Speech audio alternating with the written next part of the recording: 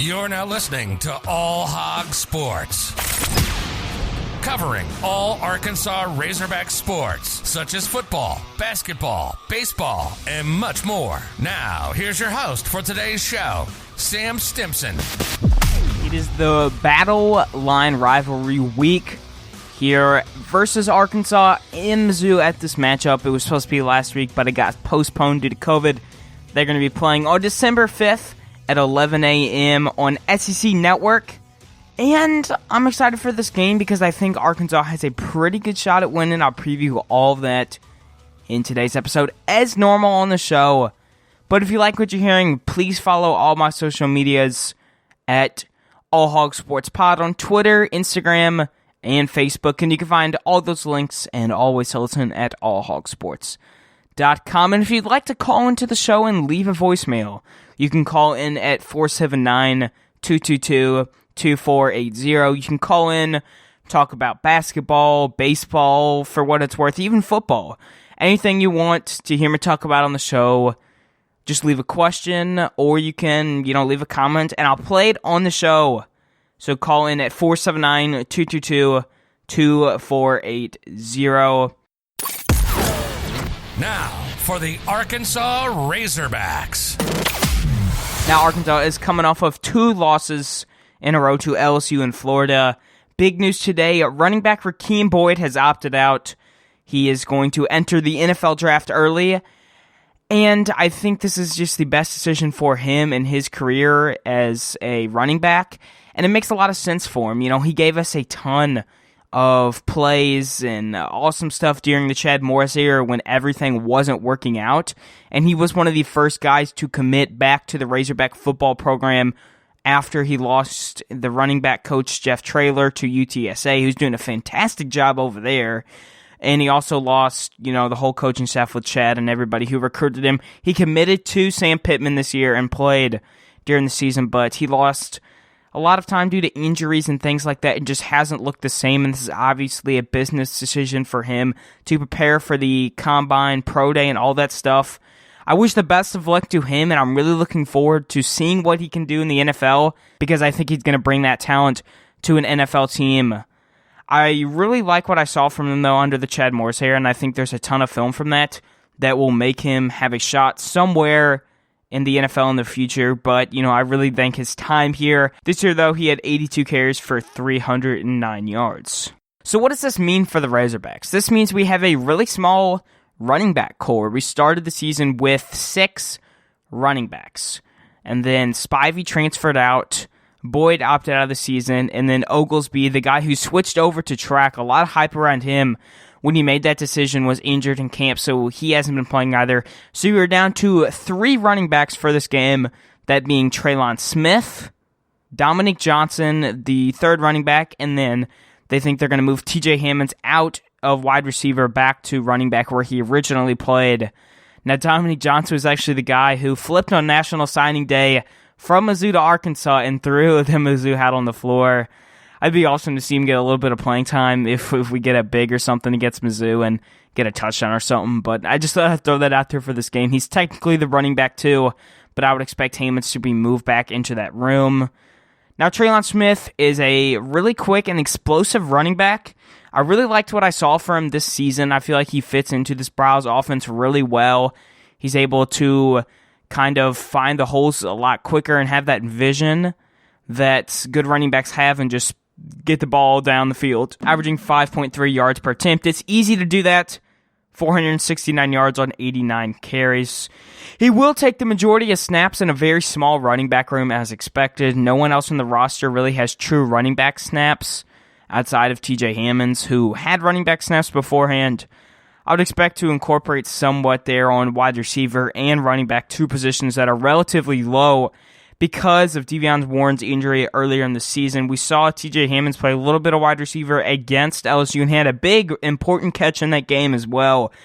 It was a deep threat, and another guy who's a deep threat is Mike Woods. That's just undeniable. What he's able to do when he gets down the field, him and Franks just connect so well together, and so does Franks and Burks. So those guys down the field are dangerous together. They can give Mizzou some trouble, get open down the field, get some wide receiver separation there, and take it to the house, really.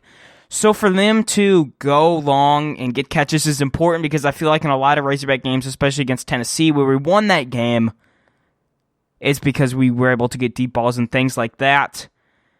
I would expect, though, Knox to get the third guy role. I would expect one of these wide receivers, whether they be Burks, Woods, or possibly even Knox, to go above that 100-yard mark just because I feel like we're going to take some deep balls against this Mizzou defense. Now for Felipe Franks, I think one thing is have him throw more instead of running this RPOs where he runs the ball and gets like 2 to 3 yards. I just don't think they've been working out for us, and I feel like during the bye week when Franks was in the facility, Browse was working on that hand, so I'd expect less runs and things like that. Really underrated SEC quarterback. Not enough people are talking about him. 252 yards per game, and for him basically to just do what he's done at the QB position all year, he just needs to happen again against Mizzou, and I would expect that to happen. He's been pretty consistent for the Razorbacks, but as a team, this offense has to do better on third down. 0-10 against LSU. You cannot go 0-10 and win SEC football games. That is very hard to do, and for them to convert third downs has to be a key moment in this game, as long as sustaining long drives. Obviously, the Browns offense is fast-paced, fast-tempo. That's not deniable, but you have to be able to make adjustments based off of how long your defense is out there on the field, and you can't have your defense just being absolutely warped up and tired because your offense goes in the field and scores within a minute. So for them to sustain long drives, especially when we have a lead, if we do, is important. On the defensive side of the ball, though, Jiggan Catalan is still suspended for the first half because Mark Curls does not know how to officiate an SEC football game. He's out on a targeting call there. Catalan has 3 interceptions and 86 tackles, top 5 guy in tackles there around the SEC. And he's a leader in the backfield of the defense. So obviously when you have a guy like him, you might have somebody like Joe Fucha maybe play a little bit bigger role there to be that leader in that first half. I would expect Simon Blair or Miles Slusher to replace him at that safety position. Slusher, the true freshman, who has impressed me a lot. Obviously, there's some things just that true freshmen do that have happening, but I feel like he's been improving a lot and has 2 fumble recoveries on the year. So for Catalan to get back in the second half is going to be important. Now, I think something interesting with this Catalan thing is he's obviously one of our best defensive playmakers. So if Arkansas gets the coin toss and wins it, I think we should take the ball first. To keep the defense off the field in the first half is going to be important because you don't have somebody like Catalan, and you don't want to have the defense pick on somebody like Hudson Clark. I feel like other SEC offenses have been doing that a ton. Like LSU just continued to do that against him. So for Catalan to go in there and help out a young corner like Clark is important because you don't want to have a situation where one corner is consistently getting exposed. I feel like Clark has that talent level, and I feel like there's just a couple things that Odom, Coach Carter, and all those guys were working on during the bye week. I would expect, though, a ton of improvements around this team based off of the fact that we had a bye week and most of the guys were able to get back into the facility there. But to sustain long drives and get the defense off of the field until we get Catalan back in the second half is important. But Grant Morgan and Bumper Pool, as normal, great SEC and linebackers, should be in the conversation for the Buckets Award. Grant Morgan was nominated for that, while Poole was obviously snubbed. These guys just need to do what they've been doing all year. Stop the run, stop mid-passes, create tackles. Just 2 beasts of players that, if they do what they do, it's going to make it easier on Saturday. Should get a good amount of the 6 defensive linemen, though, we didn't have against LSU back because of COVID-19 protocols. Very important to stopping the run, as LSU just ran all over us with Emory Jr. So if they get those guys back, very important there, as you have defensive linemen come back. And those guys are bigger, stronger, and more experienced, like Cody's, who played JUCO, Xavier Kelly, who played at Clemson.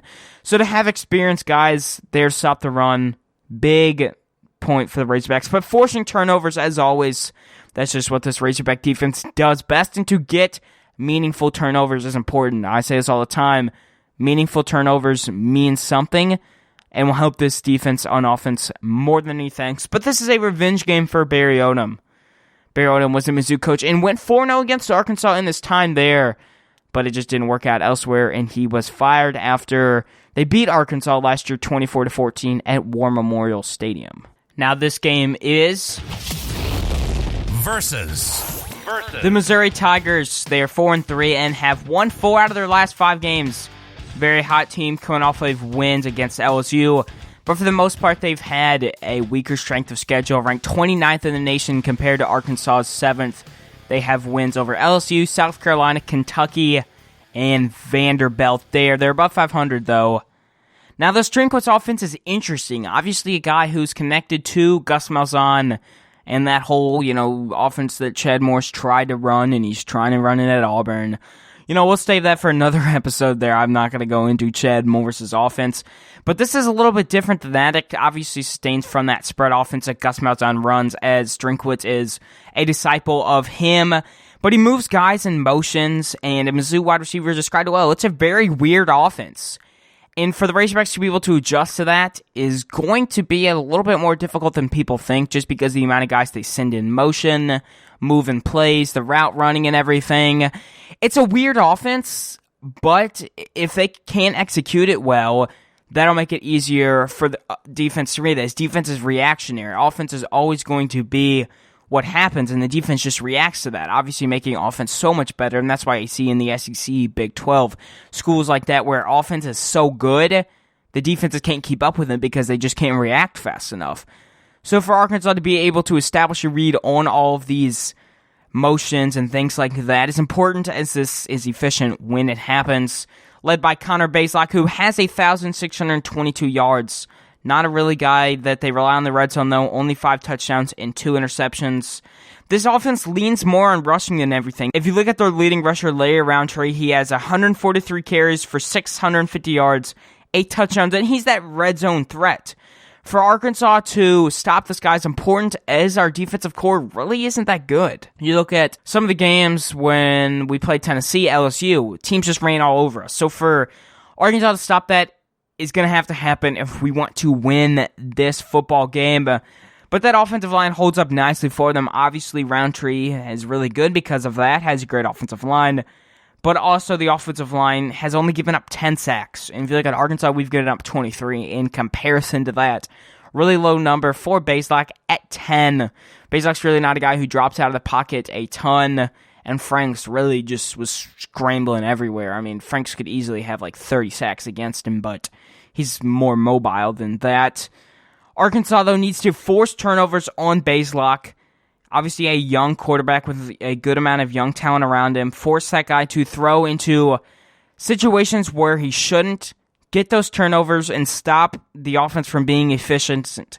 Overall, if you can stop third downs, second downs, and even first downs for that matter, sure, you're going to be efficient, but you're going to be most efficient if you can force turnovers, and this is something the Razorback defense did really well against Ole Miss, and that's why we were able to win that game by such a large margin. Another guy is Tyler Batty. He is out of the backfield, and he's the leader at 20 receptions for 302 yards. Lots of guys on this Mizzou offense who take receiving catches. I mean, you look at your top 5 guys, it's Batty, Knox, Chisholm, Hazelton, and Dove. These are all guys who could, emerge into a spot against this Razorback defense because there's just so many of them and you don't know who to put your best guy, Monteric Brown, on, who to put Clark on, who to put a linebacker on, and who to line up in the slot. Difficult decision-making for the Razorbacks as they have so much talent. We saw that against Florida, and it really didn't work well, so that's another big key for this game. Lots of playmakers all over the field for Mizzou, even though guys really don't know. And the thing is, Odom knows his personnel. He recruited all of these guys, except for a couple true freshmen who just joined the team, and he knows their personnel, knows their strengths and weaknesses, so to have that little advantage is definitely nice. It's going to be easier for the Razorback defense with Catalan back on the second half. I will stress that a ton. If Arkansas can just hold on defense until we get Catalan back, have ourselves a playable game by then, it'll be easy. Defense is led by Barry Odom's style, basically. Ryan Walters, the defensive coordinator for Mizzou, has been at Mizzou for 5 years, worked under Barry Odom, so Odom knows this defense, they know the personnel, so lots of connections to Odom, to this team. But the biggest just has to be Nick Bolton on this team. Obviously, he came here when Odom was here. Odom knows all about him. Who doesn't at this point? If you don't, I don't know what you're doing. Obviously, I'm a big Razorback fan, but there's no denying the amount of talent that this line